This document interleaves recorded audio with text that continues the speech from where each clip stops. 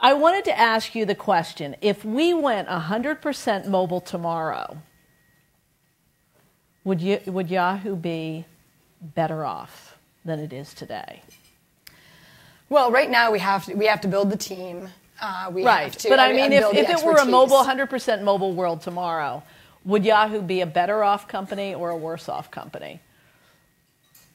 It's a hard question. I think it's hard to say. I do think it would cause us to get very focused on it very quickly. It would. But you don't have travel. You don't have e-commerce. You don't have payment systems. But I do think that right now the strength of what we've meant to people on the desktop, the fact that we are so many users' homepages and many people use us for email, is an opportunity for us to introduce these products. So as they switch to the phone, they say, oh, yes, my mail is there, and my mail is Yahoo.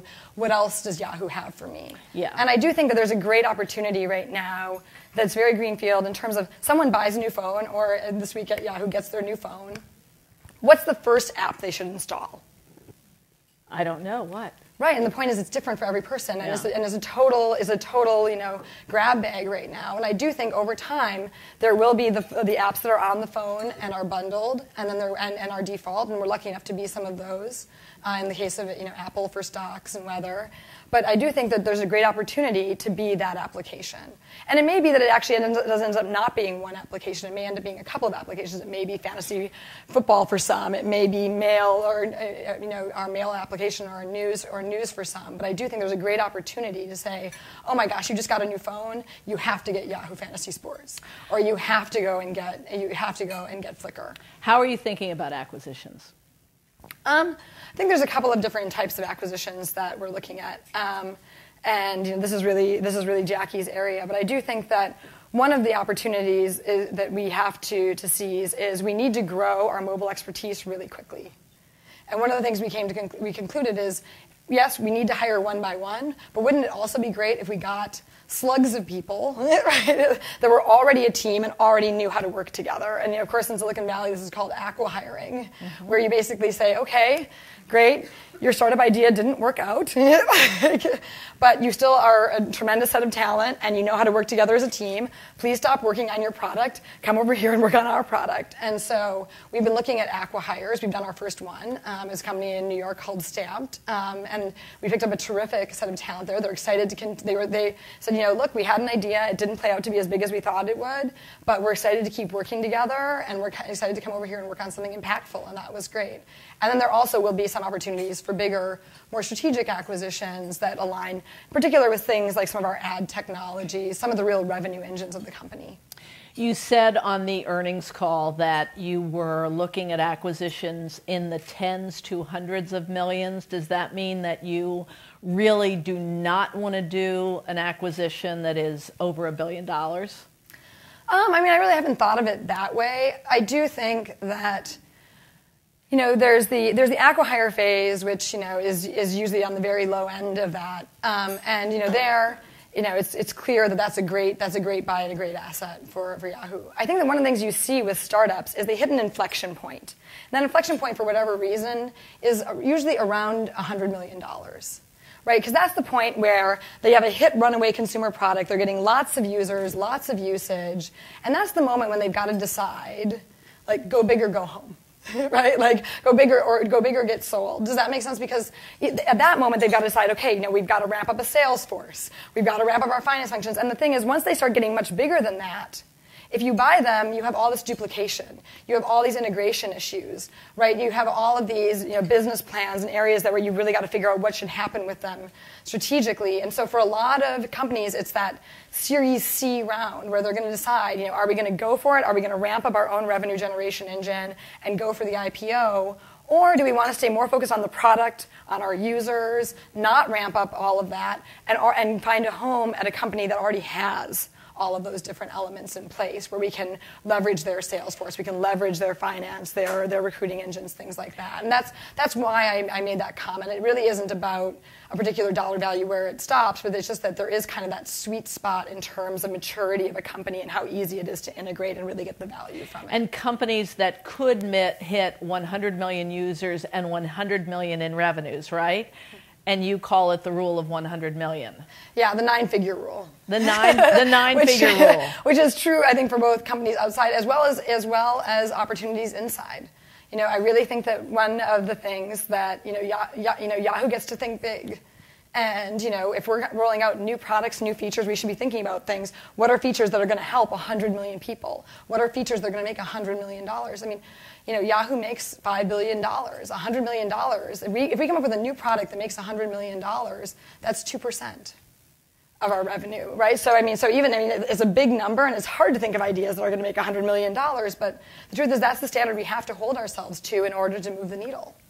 Yahoo has 12,000 employees. A year from now, will it have more or fewer than 12,000 employees? I think it's hard to speculate on that. I think that, there's terrific people there, and, I've been really, the job is just fun. I'm having a blast, right? And I think that the big thing here is to get people focused on execution and focused on results and performance.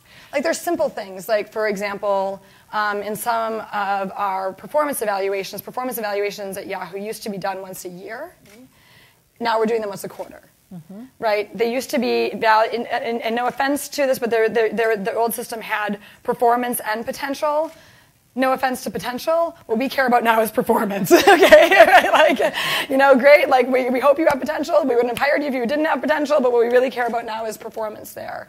So we really need to get people focused on execution. And so I really do hope that this time next year and we also have set up a series of goals. So we have goals at the company level. We now have goals for 100% of Yahoo employees have their goals, and they're posted as part of their profile online in the company directory. Right? We want to get people really focused on, like, what is it they're trying to achieve? Why are they trying to achieve? Their goals are posted online in the company directory, so I can look up any employee's goals. Yeah, exactly. And what kind of goals are they? Like, what? I don't want to announce some of what we're doing, but for some of the product people, it's launch this feature on this date. And we try and make sure that the goals are very measurable. And are your goals for finance, listed? My goals are the company goals. They're one-to-one correspondence. So okay. We announced the company goals, and they are linked as both the company goals and as my goals. Okay. And if you're a salesperson, we have goals as to how much we want to, what the targets are, how much we want to surpass them by, things like that. And they're stretch goals. We need to make sure that they're hard. Are there likely to be cuts? I think that, for example, we did, in Korea, we made a decision to exit, and we're closing that office. The big thing here is, Yahoo should be a growth company. We're in the consumer internet. One of my observations is, if you look at the consumer internet, everything's growing. Like, people don't even realize it, but online mail, still growing. Like, desktop search, still growing, right? Everything is growing in the consumer internet. We need to be growing, and to grow, you sometimes need to invest. It may mean that as we realign, we take some overinvestment from one area and invest it in another. So I do think it's going to be a very dynamic organization, but I do think that we want to be a growth company, and that will ultimately mean investment. Marissa, what gave you the confidence that Yahoo can be turned around? I think that it's going to be a hard job. That was something that I knew from the beginning. It's going to take multiple years. But they have a great brand. We have a great brand. We have a great set of products. We have great people. And there's just a huge opportunity in terms of need. And when I looked at it, one of my friends, had somewhere along the way, it was right after they had dismissed Carol. One of my friends came to me and said, raise your hand. Right? Raise your hand is a tailor-made job for you. It's search, it's email, it's the homepage, it's mobile, it's everything you've ever worked on. All it needs is great product design and execution. And at that time, it didn't feel like the right time. But it did plant a seed, and it was a seed that made me more likely to take the call when I got it this summer. But but there was an observation there that the more I thought about it, I was like, actually, they have all the right ingredients. It's all the right ingredients. The company's been through a hugely turbulent period, and a really distracting period. And and I think that on some levels, people had forgotten all the different things that Yahoo had going for it, and other people had gotten so distracted they had forgotten that it's really all about the users and it's all about the products. And so if we can bring that focus back, which I think we're already making good progress and strides towards, that's half the battle. Someone told me that you were always fascinated by Disney's turnaround. Well, I think like all kids, I just love Disney. Yeah.